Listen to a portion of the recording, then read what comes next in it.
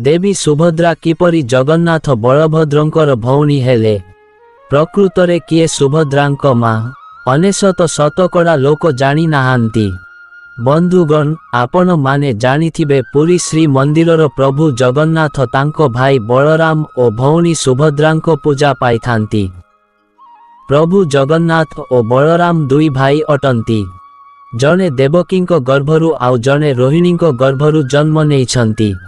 श्री कृष्ण देवकींक अष्टम गर्भर संतान आउ प्रभु बलराम देवकींक सप्तम गर्भर संतान अटंती।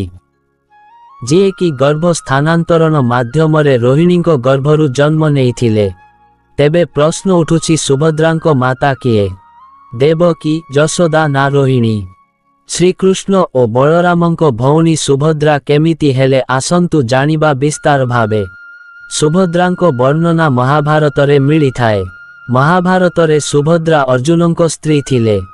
तेबे सुभद्रांक नाम केउठारे देखिबाकू मिली नाही। कथा अनुजाई भगवान कृष्ण और बलराम कंसर अंत करिबा परे सेमाने शिक्षा ग्रहण करिबाकू संदीपनी ऋषिंक आश्रम को जाइथिले। सेही समय रे सुभद्रांक जन्म होइथिला। सुभद्रांक जन्म रोहिणींक गर्भरु होइथिला। श्रीमद् भगवद गीता अनुसारे जेबे देवकी निजर अष्टम पुत्र संतान को जन्म देले सेतेबेले वासुदेव तांको पुत्र को नेई नंद बाबांक स्त्री माता जशोदांक पाखरे सुआई देले। जशोदांक ठारू तांको जन्मित पुत्री को कारागार को आनी आसिले। एही समय रे जशोदा गभीर निद्रारे थिले। एही कारणरु से निज पुत्री को देखि नथिले। जेबे जशोदा आखि खोलिले तांको आगरे भगवान कृष्ण थिले।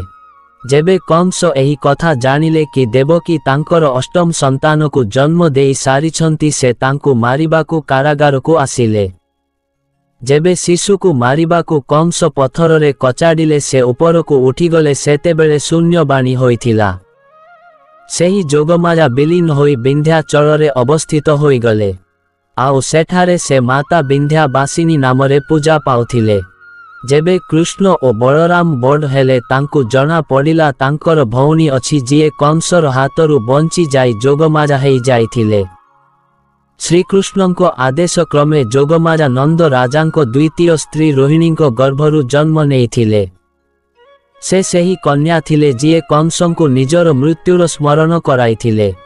तेबे जोगमाया मृत्युलोकरे रोहिणींको गर्भरु सुभद्रा नामरे जन्म नेइथिले। तेणु से कृष्ण और बलरामंको भौणी थिले। सुभद्रांको जन्म एक विशेष कारण पाई होइथिला। तेणु सुभद्रा अर्जुनंको सह विवाह करिथिले एवं वीर अभिमन्यु नामरे पुत्र संतान को जन्म देइथिले। बंधुगण, भिडियोटी भल लागिले भिडियो को गोटिए लाइक एवं आमर सत्य गाइडर यूट्यूब चैनल को सब्सक्राइब करिबाकू भूलिबेनी। धन्यवाद। जय जगन्नाथ।